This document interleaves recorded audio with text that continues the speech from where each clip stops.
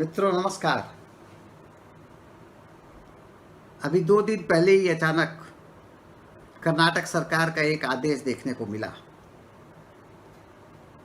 जिसमें उन्होंने जो रेलवे की व्यवस्था मजदूरों को वापस अपने घरों तक जाने के लिए की जा रही थी, उस पर रोक लगाने की बात कही थी। रोका जा रहा था, हालांकि बाद में उस पर कोई अमल नहीं किया गया, लेकिन यह एक सामान्य प्रवृत्ति सभी राज्य सरकारों में देखने को मिल रही है। खास तौर पर भाजपा शासित राज्यों में विशेष ये रुझान है कि लोगों को पकड़ के रखो। ये समझ रहे हैं कि कोरोना के बाद कोई एक नया जो आर्थिक उत्थान होगा तथाकथित, जो उनके सपनों का, उसके लिए मजदूरों की ज़रूरत होगी। और अभी से उसी प्रकार के कुछ कानूनी श्रम कानून में कुछ परिवर्तन वगैरह की भी पेशकश की जाने लगी है। उत्तर प्रदेश सरकार बोल रही है कि 12 घंटे आप आराम से काम पर लगा सकते हैं, किसी को भी कोई रोक नहीं सकता है। ये जो रवैया जो है, हमारा प्रश्न है कि क्या मजदूर क्या गुलाम है? सचमुच पूंजीवाद को मजदूरों की गुलामी की व्यवस्था के रूप में जाना जाता है, और भारत में उसका अभी सबसे निकृष्ट, सबसे क्रूर रूप देखने को मिल रहा है, जिस रूप को दुनिया बहुत पीछे छोड़ चुकी है। भारत में आज फिर वही सामने आ रहा है। हमारा सवाल है कि कोरोना के इतने भयानक अनुभवों के बाद भी क्या आदमी को अपना कोई वैकल्पिक जीवन चुनने का अधिकार नहीं है? आप शिक्षा नहीं दे सकते, स्वास्थ्य नहीं दे सकते, रोजगार नहीं दे सकते, मतलब मनुष्य को मनुष्य बने रहने की न्यूनतम परिस्थितियां उपलब्ध नहीं करा सकते, और आप चाहते हैं कि आपका उन पर अधिकार भी रहे। कहां से आता है यह नैतिक बल? सिर्फ राज सत्ता की ताकत पर, सिर्फ दमन की ताकत पर? हमारे कहने का मतलब है कि जिस प्रकार का पिछले 1 महीने में जो नरक समान अनुभव भारत के मजदूरों को हुआ है, शहरों में, औद्योगिक इलाकों में, उसके बाद क्या कोई भी इन क्षेत्रों में फिर से लौट के आना चाहेगा? हम जानते हैं कि गांवों की स्थिति भी कोई बहुत अच्छी नहीं है, और अगर वो आते भी है फिर से लौट के कुछ लोग आएंगे भी, तो वह भी इस बात का ही प्रमाण होगा कि भारत के गांव किस प्रकार की दरिद्रता में फंसे हुए हैं। पर कहने का मतलब ये है कि आपने जीवन को इतना कठिन बना दिया, एक प्रकार से दास प्रथा की वापसी जो साफ साफ दिखाई दे रही है। हम पूछते हैं कि आखिर क्यों 4 घंटे की नोटिस में लॉकडाउन को लागू किया गया? 4 घंटे की जगह अगर ये 5 दिन बाद, 1 हफ्ता बाद भी होता, तो कौन सा महाभारत शुद्ध हो जाता? कौन सा आसमान टूटकर सर पर गिर पड़ता? लेकिन नहीं, जिनको परवाह नहीं है आम लोगों के जीवन की, जिनके पास कोई सोच विचार कुछ नहीं बचा है, वो लोग सत्ता पर है। और उनके कुछ लोग भी जो है, मीडिया से लेकर के तमाम स्तरों पर ऐसे फैल गए, ऐसा एक जाल तैयार हो गया है जो गुलामी की जंजीरों में बांध कर रखने का इन्हें भरोसा भी दिलाता है। यह जो रवैया है केंद्रीय सरकार का, जो नोटबंदी के वक्त भी सामने आया था,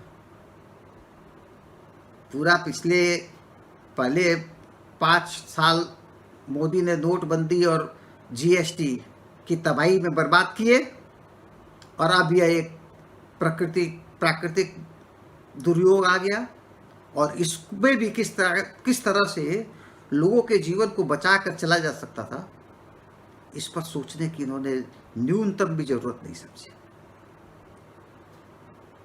यह जो स्थिति है, इसीलिए इनका ये जो फासिस्ट चरित्र है, हम बार बार इस बात को कहते हैं कि फासीवाद दरअसल आधुनिक काल में राजशाही है, यह राज शासन की राजशाही पद्धति की वापसी है। आधुनिक काल में जब उत्पादन के आधुनिक साधन उपलब्ध है, दमन का आधुनिक तंत्र उपलब्ध है, और उस समय में एक व्यक्ति की तानाशाही, राजशाही तरह की, जिसमें फरमानों के जरिए जीवन को चलाने का जो रास्ता,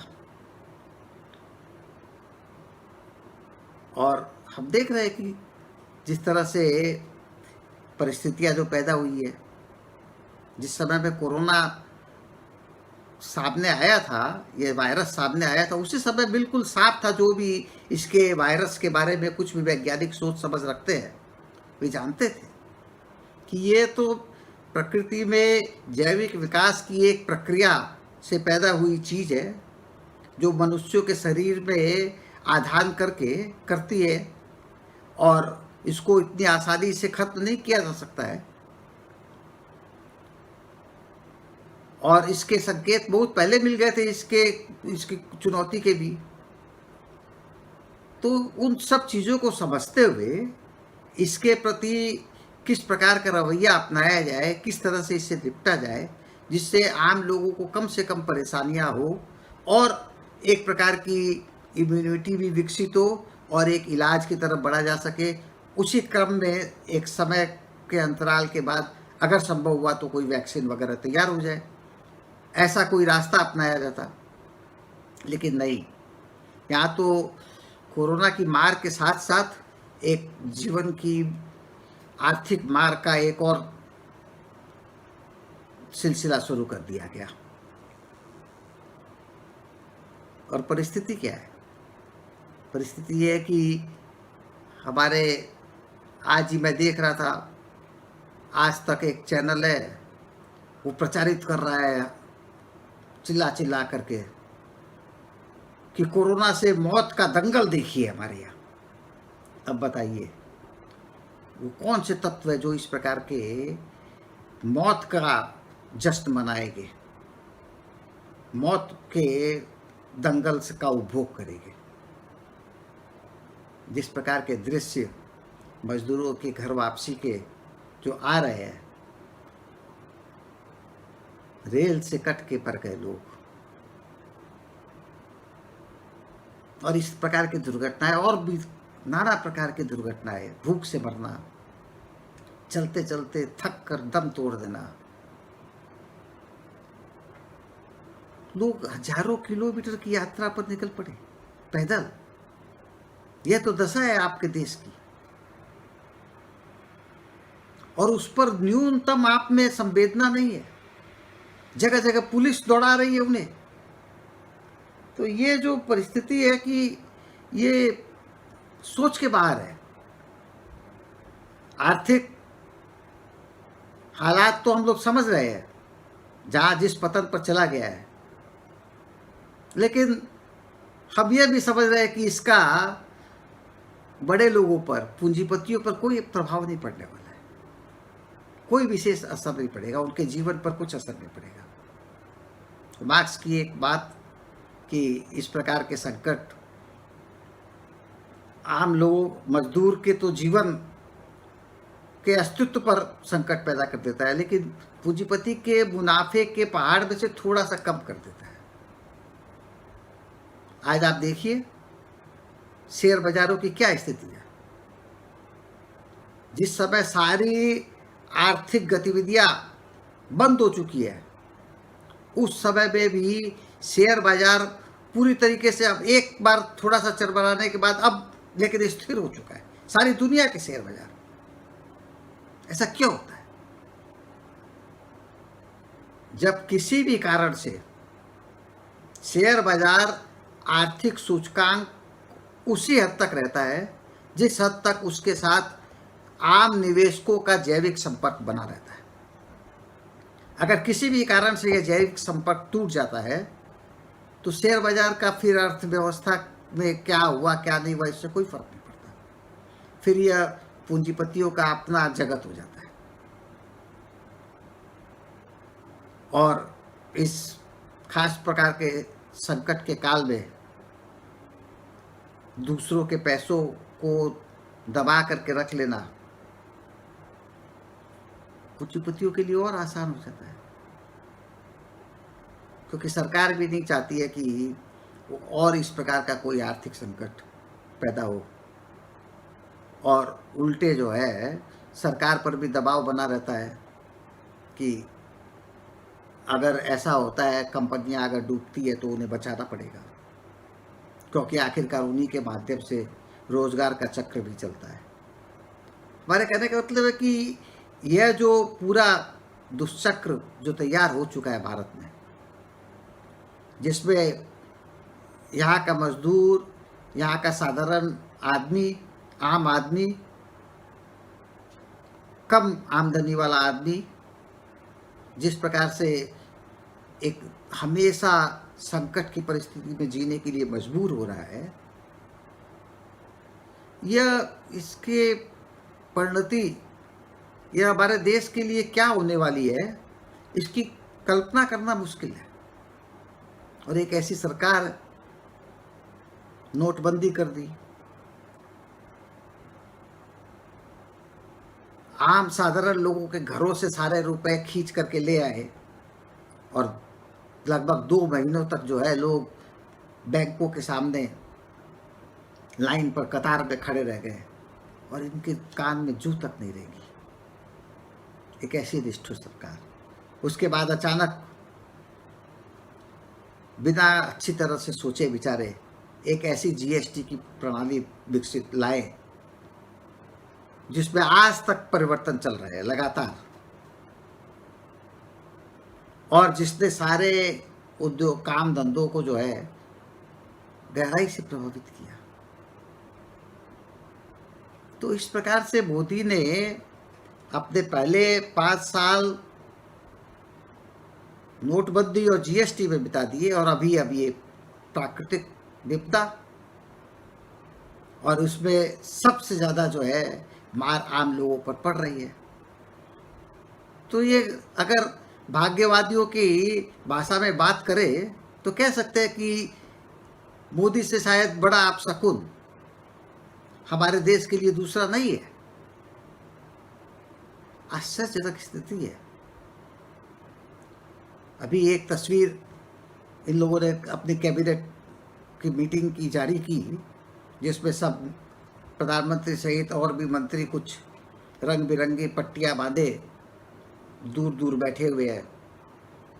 जिस प्रकार के उनके चेहरे से जो असहायता जो नजर आ रही है, या हो सकता है कि पिछले दिनों जिस प्रकार की असहायता का उन्होंने परिचय दिया है कि वे कुछ भी नहीं कर पा रहे हैं इस परिस्थिति में, इस चुनौती के सामने, शायद उसकी छाया हम लोगों को नजर आ रही हो।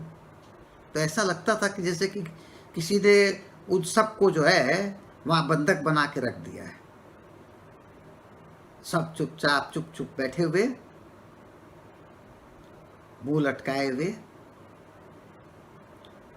इस प्रकार की मुद्रा के साथ कि करने को कुछ नहीं है। और करने के नाम पर क्या कर रहे हैं? अभी भी वही संकीर्ण राजनीति, चुनावी राजनीति के सारे गोटियां बैठाने की। यहाँ तक कि रेल की प्रबंध को लेकर मजदूरों को, प्रवासी मजदूरों को अपने घरों में लौटाने के लिए रेल की व्यवस्था पर भी ये राजनीति कर रहा है। झूठ मूठ का राज्य सरकारों पर आरोप लगा रहे हैं कि वो राज्य, फलाना राज्य सरकार अनुमति नहीं दे रही है तो वो नहीं दे रही है। खासतौर पर पश्चिम बंगाल जैसे राज्य में हम देख रहे हैं कि यहाँ पर तो चूँकि 2021 में चुनाव होने वाला है, तो लगे हुए हैं ये गृह मंत्री। इनका काम ही एकमात्र बच गया है कि अपना लगातार उटपटांग किस्म की चिट्ठियां देते रहते हैं और सरकार को उलझाए रहते हैं, और मूल मकसद ये है कि बीजेपी के लोगों को कुछ सामग्री जुटा के दे दी जाए जिसको वो प्रचारित करे, और मीडिया में भी जो है उन पर चर्चा हो, और केंद्रीय सरकार की अकर्मण्यता छिप जाए। राज्य सरकारें बदनाम। सभी राज्य सरकारें कह रही है कि हमें अपना जो वाजिब पावना जो है केंद्र से वह भी नहीं मिल रहा है इस संकट के समय में।